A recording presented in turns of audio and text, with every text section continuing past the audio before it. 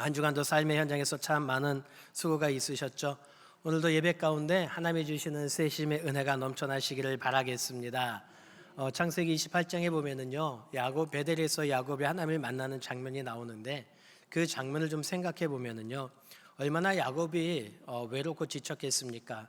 도망자의 신세로 아무도 없는 그 광야길에서 혼자 며칠 동안 지내고 보냈을 때에 낙심되고 지치고 있는 야곱. 그런데 그에게 하나님께서 찾아오셔가지고 그에게 말씀하시고 위로하시고 그렇게 말씀합니다. 야, 내가 너와 언제나 함께 할게. 내가 너로 이러이러한 꿈과 비전이 있어. 그것을 말씀하신 하나님, 그리고 그것을 통해서 힘을 얻은 그 야곱의 모습이 나타납니다. 저는 이런 하나님이 주시는 그 야곱이 주셨던 은혜가 오늘 여러분 가운데, 우리 가운데 함께 있기를 주님의 이름으로 축원합니다. 그래서 오늘 예배가요, 우리 가운데 은혜를 야곱에게 주셨던 은혜가 우리 삶 가운데, 가정 가운데, 또 여러분 자녀들 가운데, 기업 가운데 있기를 다시 한번 주님의 이름으로 축원합니다. 6월달이 되었습니다. 6월이 되면은요, 다른 어떤 때보다도 나라를 좀 많이 생각하는 그런 시기인 것 같습니다. 많은 분들이 그래서 나라를 좀 걱정하고 또 나라를 생각하는 많은 이야기들을 듣게 됩니다. 특히 이번 6월달 같은 경우는 더 그런 것 같아요. 지난주에 우리 6.3 지방선거도 있었고요. 어제 같은 경우는 현충일도 있었고, 또 이제 6월 25일 6.25 전쟁이 있는 그런 달입니다. 그런 걸 보면서 나라를 많이 걱정하고 이야기를 하는데, 많은 사람들이요, 그 걱정의 이야기를 들어보면은요, 어떤 이야기를 많이 하면은 불평 또는 편을 가르는 그런 이야기들을 참 많이 듣는 것 같습니다. 그러니까 세상 사람들이 나라를 걱정하면서 하는 이야기들은요, 늘 불평과 또 편을 갈라서 갈등을 유발하는 그런 말들을 참 많이 해요. 근데 하나님께서는요, 우리 신앙인들에게 어떤 모습을 갖기를 원하시냐면은, 그런 것보다는 나라를 위해서 너희가 먼저 기도하고 평안을 구하라라고 우리에게 말씀하고 있다는 거죠. 그래서 우리가 신앙인으로서 삶의 자리에서요, 우리가 그 삶의 모습을 보여주고 한 나라 국민으로 우리가 가져야 될 자세는 뭐냐면은, 이 나라를 위해, 이 땅의 평안을 위해 기도하는 것, 그것이 우리의 모습이 되어야 됩니다. 교회 안에서도 마찬가지죠. 교회 안에서도요, 우리가 정읍성결하는 교인으로서의 모습도 마찬가지입니다. 신앙인다운, 교인다운 모습을 우리가 가져야 된다는 거죠.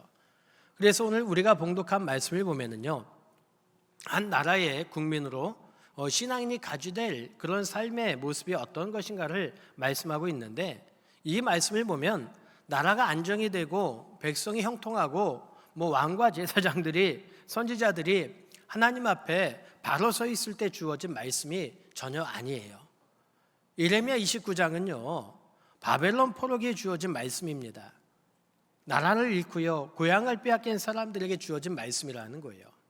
좀 더 쉽게 표현해 볼까요?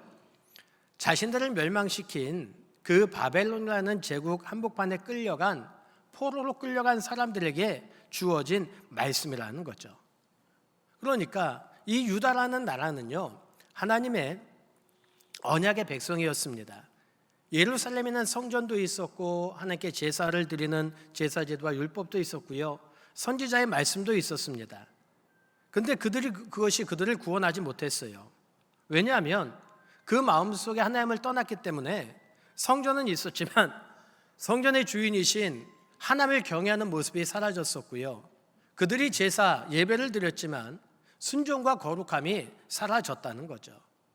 그래서 하나님은요, 선지자들 보내서 이런 말씀을 계속하셨어요. 너희들이 형식적인 그런 종교의 모습을 버리라고, 마음으로 하나님께 돌아오라고. 그럼에도 불구하고 유다 백성들은요, 그 말을 듣지도 않습니다. 그래서 결국 어떤 일이 일어났냐면은, 바벨론이라는 강대국을 통해서 하나님이 그들을 징계하셨다는 거예요. 근데 우리가 여기서 중요하게 알아야 될 것이 있습니다. 그게 뭐냐면, 이 바벨론이라는 나라가 강하고 하나님이 약해서 유다라는 나라가 멸망했느냐? 그게 아니에요. 하나님께서 자기 백성을 징계하셨기 때문에 이 바벨론이라는 나라를 사용하셨다는 거예요. 그래서 오늘 말씀 예레미야 29장 7절에 보면은요, 처음에 이렇게 말씀을 합니다. 우리 말씀을 좀 띄워주시겠습니까? 예레미야 29장 7절 말씀에 보면은, 너희는 내가 사로잡혀 가게 한 그 성읍에 라는 표현을 합니다. 그러니까 우연히 끌려가는 것이 아니라 하나님께서 허락하신 자리였다는 거예요. 그래서 이스라엘 백성들은 언어도 다르고 문화도 다르고 신앙도 다른 낯선 땅에서 그들이 살아가게 됩니다. 근데 그때 어떤 일들이 일어났냐면요, 거짓 선지자들이 그런 이야기를 해요. 이 바벨론은 곧 무너질 거고 우리는 금방 예루살렘으로 돌아갈 거니까 걱정하지 말라라고 이야기를 해요. 그러니까 이 모든 이야기들은 백성이 듣고 싶은 이야기예요. 근데 하나님은요, 그렇게 말씀하지 않으셨습니다. 예레미야 선지자를 통해서 어떤 이야기를 하셨냐면요, 지금 포로로 있는 백성들에게 너희들 그 땅에서 적당히 버티고 적당히 살아, 그렇게 말씀하신 것이 아니라 너희가 그 자리에서 하나님의 백성으로 살면서 너희를 아프게 하고 너희를 괴롭게 했던 그 성읍을 위해 기도하고 평안을 구하라 라고 말씀하셨다는 거예요.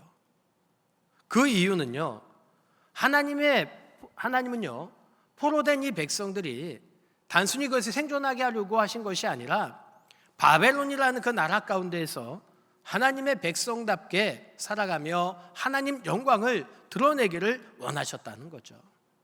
왜냐하면 그 유다라는 나라는 멸망했지만 하나님은 여전히 그 바벨론에서도요, 왕이셨기 때문에 그렇다는 거예요. 그렇다면 우리 성도님들, 오늘 우리도 마찬가지입니다. 오늘 우리는요, 하나님 나라의 백성, 천국의 시민권자입니다. 믿으십니까? 나는 하나님 나라 백성 중 시민권을 가진 사람이에요. 하지만 하나님께서 우리를요, 이 나라, 대한민국이라는 이 나라의 민족 가운데 두시면서 우리에게 이 땅을 위해 기도하고 평안을 구하라고 우리에게 말씀하고 계신다라는 거예요. 그래서 저는 오늘 말씀을 통해서 우리가 신앙인으로서 이 나라를 위해서 하늘나라의 백성이고 천국 백성의 시민권을 가진 우리들이지만 바벨론과 같은 이 땅 속에서 우리가 어떤 모습을 가지고 신앙으로서 살아가야 되는지를 함께 말씀을 통해 은혜를 나누고자 합니다. 먼저 우리 다시 한번 말씀을 볼까요? 예레미야 29장 7절 말씀입니다. 예레미야 29장 7절 말씀 함께 봉독합니다. 시작. 너희는 내가 사로잡아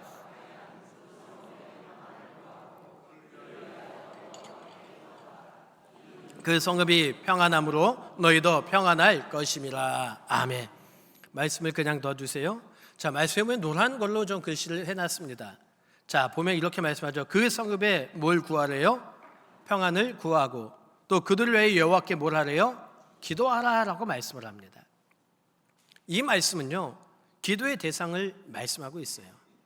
그러니까 하나님은 너희들이 있던 그 성읍 예루살렘뿐만이 아니라 지금 바벨론이라는 그 나라의 평안을 구하고 너희를 사로잡아간 그 성읍을 위해 기도하라라고 말씀하고 있습니다.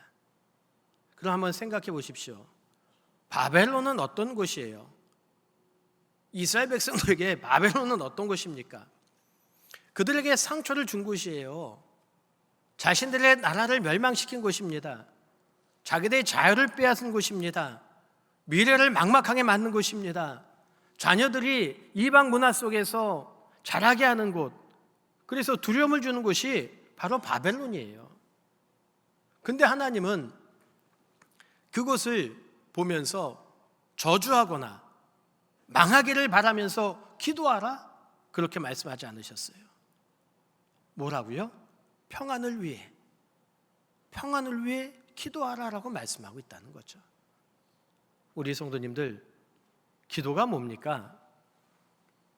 기도는요, 내 편을 위한 종교 행위가 아니에요. 내가 좋아하는 사람만 축복하는 말이 기도가 아닙니다. 기도는 하나님 마음을 품고 그 하나님의 마음을 갖고 세상을 품는 것이 기도임을 믿으시기를 바랍니다. 주의 마음을 갖는 것, 예수의 마음을 갖고 세상을 품는 것이 기도예요. 디모데전서 2장 1절과 2절 말씀을 한번 볼까요? 거기 보면 이런 말씀을 합니다. 그러므로 내가 첫째로 권하노니 모든 사람을 위하여 간구와 기도와 도고와 감사를 하되 임금들과 높은 지위에 있는 모든 사람을 위하여 하라. 이는 우리가 모든 경건과 단정함으로 고요하고 평안한 생활을 하려 함이라. 아멘. 이 말씀은요, 바울이 디모데에게 보낸 편지 속에 있는 거죠. 그때 상황을 보십시오. 교회가 교회 호의적이었느냐? 당시 시대에 아니에요. 권력 아래에서 초대교회는요, 오해를 받고요, 박해를 받았습니다. 사회적으로 취약한 위치에 있었다는 거예요.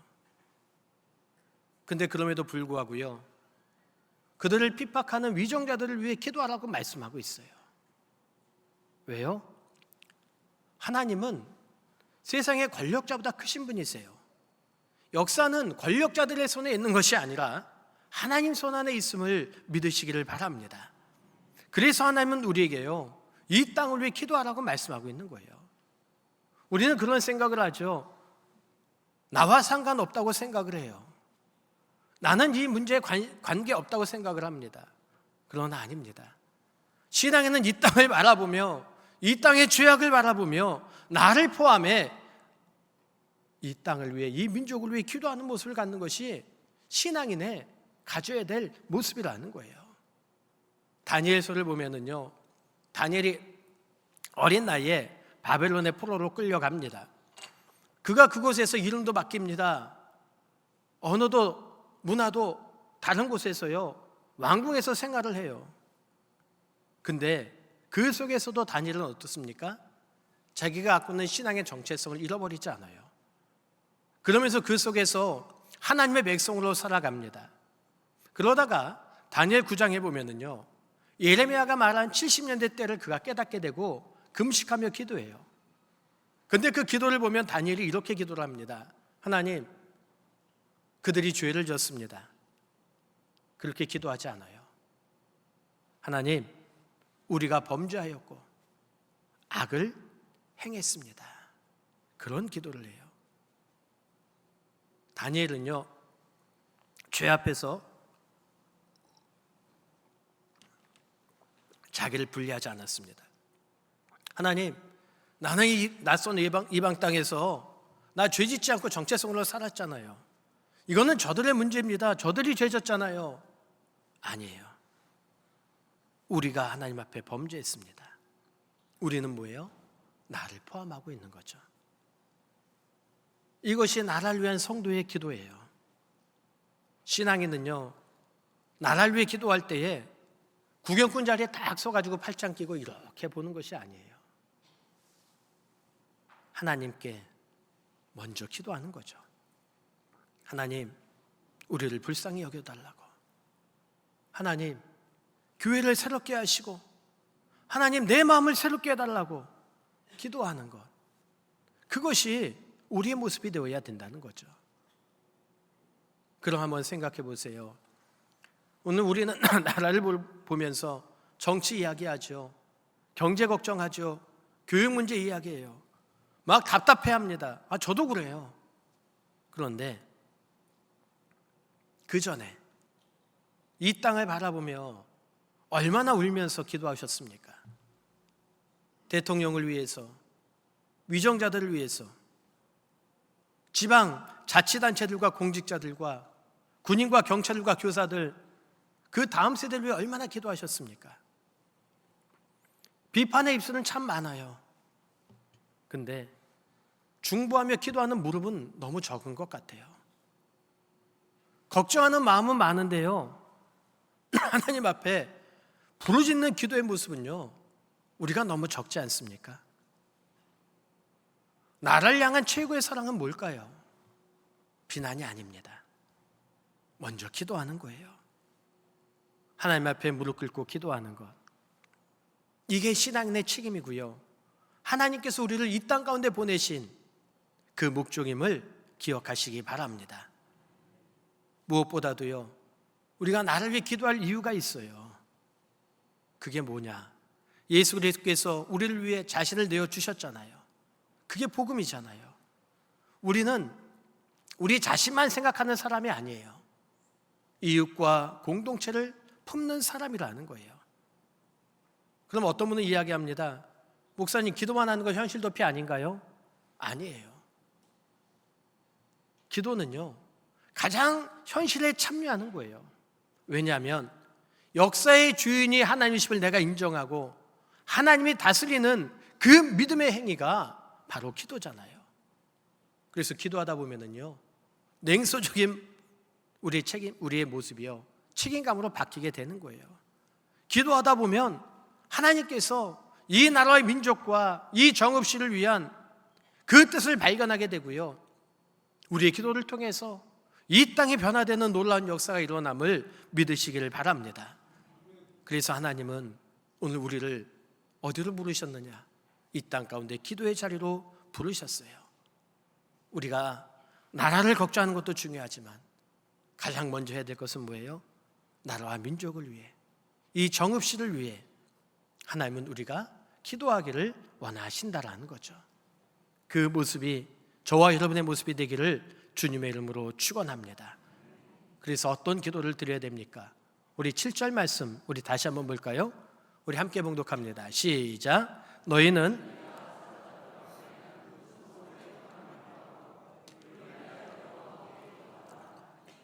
그 성읍이 평안을. 아멘. 후반절 말씀에 보면 이렇게 말씀하죠. 그 성읍이 뭐함으로 너희도 뭐하라? 평안할 것임이라. 아멘. 여기서 평안함은 샬롬이에요. 샬롬은 단순히 싸움이 없는 그런 상태가 아니라 하나님과 올바른 관계, 사람과의 화목, 공동체의 번영, 삶의 온전함, 이 모든 것들을 포함한 것이 바로 샬롬이에요. 근데 한번 보세요. 지금 포로된 이스라엘 백성들은요, 이런 생각이 있지 않았을까요? 하나님, 우린 하나님의 백성이고 저들은 바벨론이잖아요. 우리가 원수잖아요. 우리는 지금 포로예요. 저들은 우리의 지배자예요. 그들의 형통함이 우리와 무슨 상관이 있습니까? 그들이 멸망해야 우리가 고향으로 돌아가죠. 그렇게 생각하지 않았을까요? 근데 하나님은요, 그 공동체의 현실을 보게 하시는 거예요. 지금 너희가 그 땅에 살고 그 성읍의 질서가 무너지면 너희의 삶도 무너진다는 거예요. 그래서 그 성읍의 샬롬, 평안을 구하라라고 말씀하고 있다는 거죠. 오늘 이 땅을 보십시오. 우리 성도님들, 나라가 흔들리면은요, 가정이 흔들려요. 경제가 무너지면은요, 개인의 삶이 무너집니다. 교육이 무너지면은요, 다음 세대가 흔들려요. 개인의 경건도 중요하죠. 근데 성경은요, 개인의 경건을 공동체와 분리하지 않아요. 함께 보고 있어요. 우리가 읽지는 않았지만 예레미야 앞절에 있는 29장 5절과 6절 말씀을 볼까요? 거기 보면 이렇게 말씀합니다. 함께 봉독합니다. 시작. 너희는 집을 짓고 거기에 살며 텃밭을 만들고 그 열매를 먹으라. 아내를 맞이하여 자녀를 낳으며 너희 아들이 아내를 맞이하며 너희 딸이 남편을 맞아 그들로 자녀를 낳게 하여 너희가 거기서 번성하고 줄어들지 아니하게 하라. 아멘.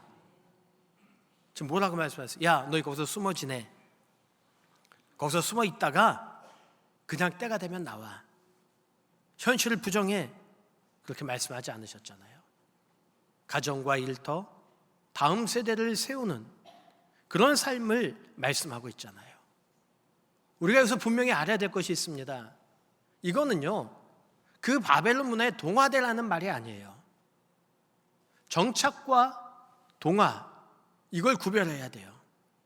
하나님은 지금 포로된 백성들에게 너희가 바벨론에서 집을 짓고 일하며 살아, 거기서 정착해, 그렇게 말씀하셨지, 너희가 거기서 우상을 섬기고 하나님의 백성이라는 정체성을 버리고 거기서 동화되면서 살아, 그렇게 말씀하지 않으셨어요.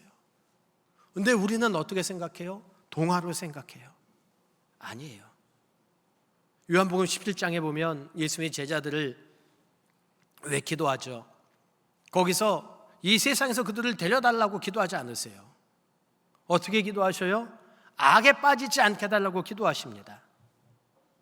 무슨 얘기예요? 신앙인은 이 세상에서 책임 있는 시민으로 살아가는 거예요. 하나님 나라의 백성이지만 이 땅의 삶의 백성답게 이 땅의 평안을 위해 우리가 살아가는 것, 이것이 신앙인의 모습이라는 거예요. 그렇다면 우리 성도님들, 하나님께서 우리를요, 이 대한민국이라는, 이 정읍시라는, 또는 여러분 각자의 자리에 두신 분명한 이유가 있는데, 그 이유가 뭐냐면 바로 여러분이 있는 그 자리에서 하나님의 평화, 즉 샬롬을 만드는 사람이 되도록 여러분을 그 자리에 보내셨음을 믿으시기를 바랍니다. 그래서 우리가 해야 될 일은 뭐냐면요, 내가 있는 곳에 샬롬을 만드는, 평안을 구하는, 평안을 만드는 그 사람이 우리가 되어야 된다는 거예요. 어떻게 해요? 정직한 모습, 그 모습을 갖는 거죠. 잠언 14장 34절 보십시오. 공의는 나라를 영화롭게 하고 죄는 백성을 욕되게 하느니라 라고 말씀을 합니다.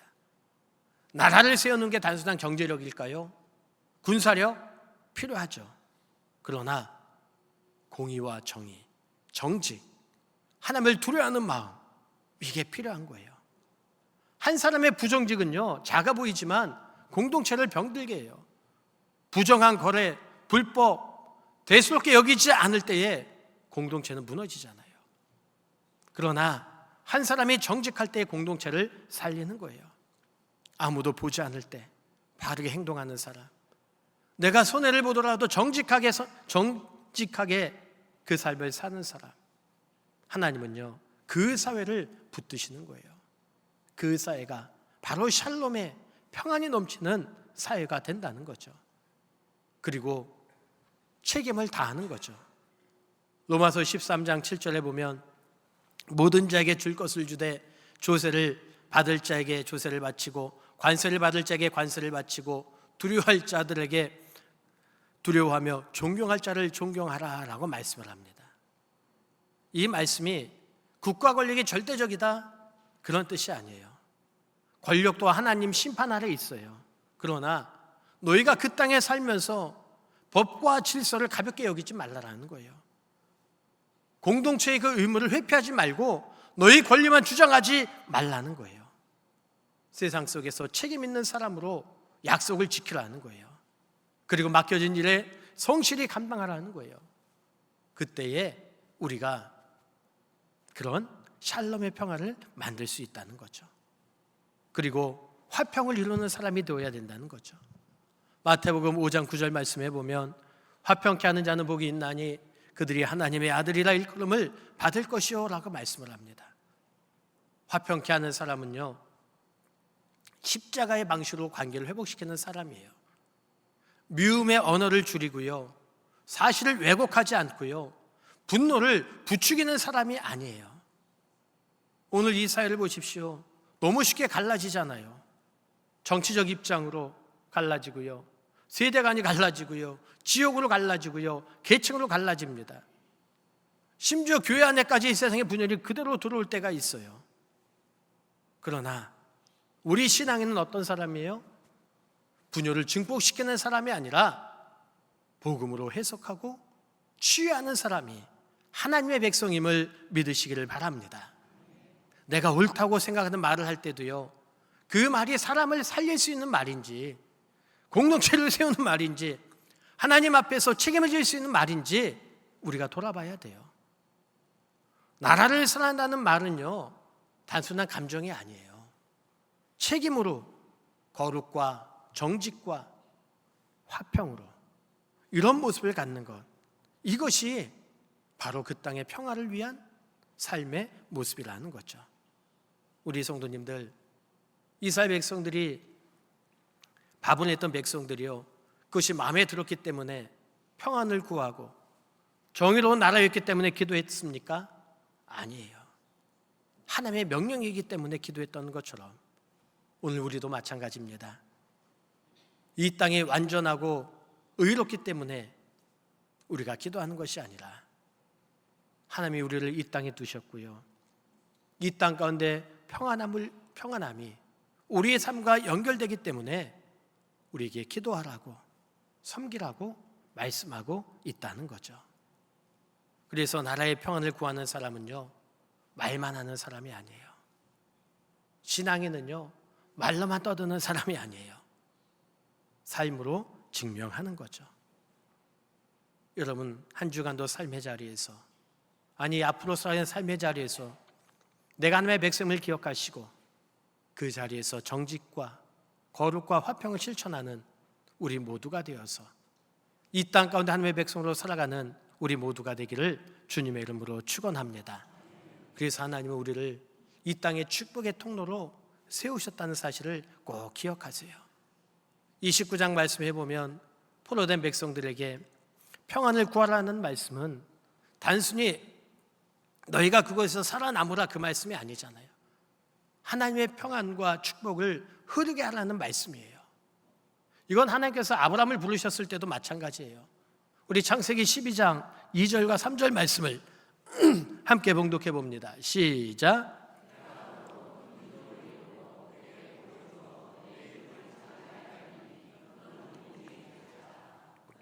조국하는 자에게는 내가 복을 내리고 저주하는 자에게는 내가 저주하리니 땅의 모든 족속이 너로 말미암아 복을 얻을 것이라 하신지라. 아멘.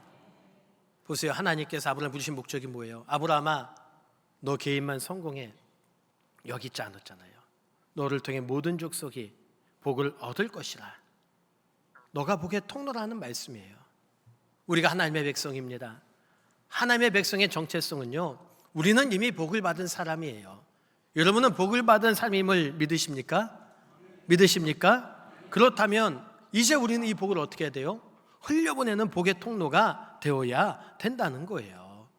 단순히 우리만 천국 가라고 부르신 것이 아니라 이 세상 속에서 하나님 나라를 증거하도록 부르셨다는 거예요. 그 목적이 분명히 성경에도 말씀하고 있잖아요.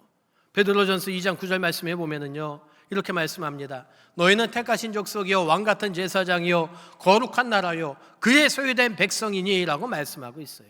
이게 성도의 모습이에요. 이게 우리의 모습이에요. 우리는 택한 족속이고요, 나는 왕같은 제사장이고요, 거룩한 나라고요, 하나님의 소유된 백성이에요. 이게 우리예요. 근데 왜 우리를 그렇게 부르셨습니까? 그 목적이 그 다음에 나와 있는데 뭐예요? 이는 너희를 어두운 데서 불러내요 그 기이한 빛에 들어가게 하신 아름다운 덕을 뭐하게 하시리라? 선포하게 하려 하심이라. 아멘. 바로 이 말씀이에요. 세상 한복판에서 하나님의 아름다움을 드러내게 하기 위해서 우리를 부르셨다는 거예요. 그냥 그 자리에서 하나님 영광을 위해 내가 어떻게 살 것인가 고민하며 하나님의 그 복을 흘려보내기를 살아가는 그 삶을 우리가 살아가야 된다는 거예요. 단순히 원망과 비판만 하는 것이 아니라 무너진 곳을 세우는 빛과 성의 역할을 감당하는 것, 그것이 우리의 모습이 되어야 된다는 거예요. 느헤미야를 보십시오. 페르시아 왕궁에서 술 맡은 관원으로 그는 안정적인 삶을 살 수가 있었습니다. 근데 예루살렘이 무너졌다는 소식을 들어요. 성문이 불타는 소식을 들어요. 그냥 지나칠 수가 없어가지고 수일 동안 울며 금식하며 하나님께 기도합니다. 그리고는 그 문제가 자기 문제로 받아들이고 왕께 나아가 예루살렘으로 돌아가서 성전을 건축하기를 구하잖아요. 그리고는 돌아가서 성벽을 재건한 일에 그가 헌신을 합니다. 이게 신앙인의 모습이에요. 비난과 비판, 불평이 아니라 무너진 현실을 보며 이제 끝났다라고 말하는 것이 아니라 이 땅을 보며 울며 기도하고 기도하며 순종하며 무너진 것을 세우는 사람이 바로 하나님 나라의 백성, 신앙임을 믿으시기를 바랍니다. 우리 성도님들, 예수 그리스도께서 우리의 죄를 사하여 주셨잖아요. 한 해가 막혀진 그 관계의 담을 허셔서 회복시켜 주셨잖아요. 그렇다면 우리도 그리스도 안에서 화목된 사람으로 세상 속에서 화평을 이루는 자로 살아가야 되잖아요. 오늘 우리 가운데 무너진 성벽이 얼마나 많이 있습니까? 다음 세대의 신앙의 성벽이 무너져 있어요. 정직의 성벽이 무너져 있고요, 예배의 성벽이 무너졌고요, 생명 존중의 성벽이 무너졌어요. 나하고 상관없다고 생각하는 것이 아니라 진짜 이 땅에 무너진 그 성벽을 바라보며 그 재건을 위해 하나님의 복을 흘려가기를 위해 기도하고 살아가는 삶이 우리의 삶이 되어야 되잖아요. 교회가 감당해야 될 가장 본질적인 섬김은 뭡니까? 하나님 앞에 이 나라가 하나님을 두려워하는 나라가 되도록 기도하는 거고요. 성도들의 삶이 빛과 성으로 살아가도록 하는 것이 교회가 감당해야 될 모습이라는 거예요. 예수님께서 우리를 위해 하늘 영광을 버리시고 이 땅에 오셔서 십자가를 통해 하나님과 원수된 우리를 화목하게 하셨던 것처럼 우리를 세상에 저주하는 사람이 아니라 세상을 위해 기도하는 사람으로 우리를 부르셨습니다. 그래서 우리는요, 소비자가 아니라 이 땅의 대한민국의 청지기로, 이 시대의 방관자가 아니라 중보자, 이 시대의 불평꾼이 아니라 복음의 증거자로 축복의 통로로 세우셨음을 믿으시기를 바랍니다. 오늘 예레미야 29장 7절 말씀, 포로된 백성들이 주신 그 말씀, 그들은 상처를 입었고요, 미래가 막막한 사람들이었습니다. 그 땅은 원수와 같은 사람들이었습니다. 그러나 하나님은 그들에게 그 성읍을 평안을 구하라고 말씀하셨던 것처럼 오늘 우리도 마찬가지입니다. 이 땅을 바라보며 하나님의 백성으로, 하나님, 이 땅의 지도자들이 하나님을 두려워하고 공의가 강물처럼 흐르게 해달라고 기도해야 돼요. 기도로 끝나는 것이 아니라 우리가 기도한 사람답게 무너진 성벽들을 다시금 세우는 복의 통로로 살아가는 우리들이 되어야 됩니다. 그래서 저는 우리 교회가 하나님께서 우리 교회를 이 시대에 이 정읍지역에 중보자로 세워주심을 믿습니다. 여러분 한 분 한 분을요, 여러분의 가정과 일터와 삶의 현장에서 샬롬의 통로가 되게 세워주셨음을 꼭 믿으시기를 바랍니다. 그래서 이제 이 땅을 위해 우리가 원망과 불평만 하는 것이 아니라 다시 한번 이 나라 민족을 위해 기도의 자리로, 사명의 자리로 일어나 축복의 통로 자리로 나와 이 땅을 위해 평안을 구하시기를 바랍니다. 이것이 바로 이 땅을 살아가는 우리 신앙인의 모습이 되어야 된다는 거죠. 나라를 사랑하는 것, 그것은 다른 것이 아니에요. 하나님 가운데 이 땅에 하나님의 공의와 저희가 세워질 수 있도록 나를 불러주셨음을 믿으시고 더 기도하고 성벽을 세우는 앞장서는 우리 교회가 되어서 여러분을 통해, 우리 교회를 통해 이 땅에 다시 한번 하나님의 놀라운 평안의 은혜가 넘쳐나시기를 주님의 이름으로 축원합니다.